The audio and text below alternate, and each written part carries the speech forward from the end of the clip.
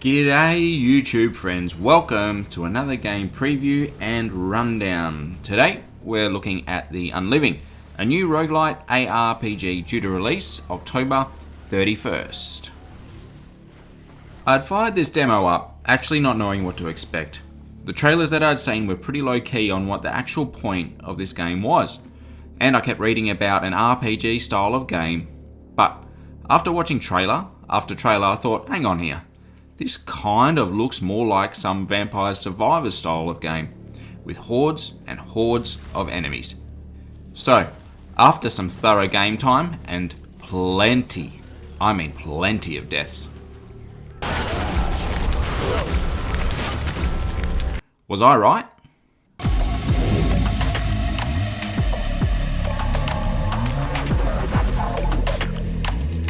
Well, yes and no. I think I'm right in saying that this is no RPG in its true form, or even ARPG. It's far from Diablo or Path of Exile, etc. In fact, progression with weapons and perks via loot comes at you fairly slow paced. At least this was the case in the demo anyway. It could be different in the full version.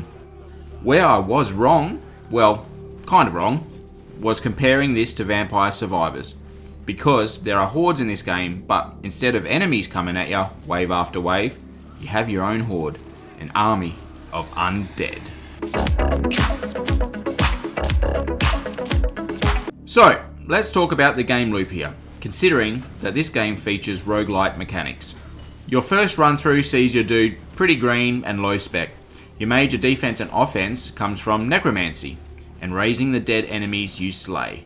Very, very cool, mind you. Find some more enemies, create a bigger army, find loot and gain perks, abilities and skills. Get as far as you can, and when you die, you are rewarded by how many total living you turned into unliving. These skill points are used at home base to unlock new perks, etc. That's about the gist of it.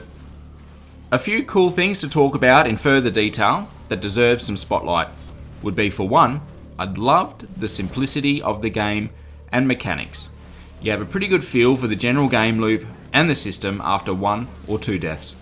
I can't go past a nice looking pixel art game either, and this is definitely one to appreciate. And for some reason, things don't get messy or cluttered when you have this huge undead army attacking groups of enemies. I can still seem to see my various minions, which is very handy in battles. So what's it like and how do you play? Okay.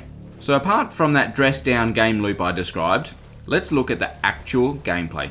You have simple mouse and keys operation here with movement, ASWD keys, space bar to dash, your left mouse for basic attack, and the right click controls your minions to where you want to go or attack.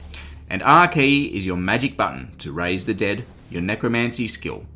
Simple, right? I couldn't help but feel the Age of Empires vibes when I was battling, and better yet, I didn't have to worry about building shit while doing the fighting. We have some cool stuff down the bottom, with the special abilities that you find during your run, and these have their own different costs to use. Up here on the top is your HP and life force, and way over here on your right, think of this as sort of your static abilities. Again, all nice, neat and tidy and straightforward for these types of games.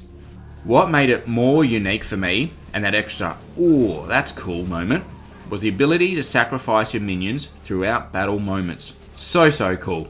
Like, you have these different styles of minions, such as henchmen or close combat ones, ranged ones, and big beefy dudes, and you right click on them, and they have a special sacrifice ability unique to them. And even more awesome is that you can upgrade these sacrifice abilities by the choice of runes you pick up along the way. I especially thought it was so clever that you have like this medic / sorcerer type minion, you sacrifice him, and guess what? You and your surrounding minions get a health buff. This is where I found the game to be more interesting throughout the playthrough.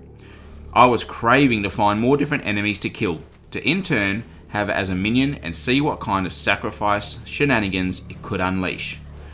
Try to beat down a werewolf and see how that sacrifice ability goes for you. Alright, so down to my opinion for The Unliving. Well, it's a tricky one for me as I do like the roguelike games. Well, maybe that's an understatement. I thoroughly enjoy them. But after my time here, I just think there is better out there, more worthy of your hours you need to invest in these types of games. I would have loved to play this game on a controller and can't really see why that wouldn't be possible. My movement felt slow and clunky, but who knows? There could be some perks where you become more agile, as is the case in most roguelites. I know for a fact that the demo held back on spells, runes, and powers that are available in the full game. My main love affair with roguelites is its addictiveness. Am I thinking about the game even when not playing? Do you have to pry the controller out of my hands to stop me playing round after round? Am I about to piss my pants because I've been holding it in for 6 hours now? Stuff like that. Everybody my age pees their pants, it's the coolest! Am I getting any of those feelings after playing The Unliving? Nah, even with some of its cool moments, it's just not enough to be very different and make me want to play over and over. Remember, again, this is only a demo version, so here's hoping the team at Rocket Bush Studio have been listening to the community and can knock it out of the park on release date. If you are interested in this game, please don't forget to add it to your wish list in Steam. It really helps out developers. I have like 1 billion on my wish list, and it's always nice getting notifications when something is on sale. I think I'll also do a video for beginners as well to The Unliving, as the mechanics discussed here could be better further explained, but better suited for that type of content instead. So if you're interested in something like that, please keep an eye out. Anyway, it's been a pleasure, my friends. As always, please make sure to hit the thumbs up button if you found this helpful, and subscribe if you wish to join the best community in gaming on YouTube. I hope to see you all in another video, but in the meantime, happy gaming.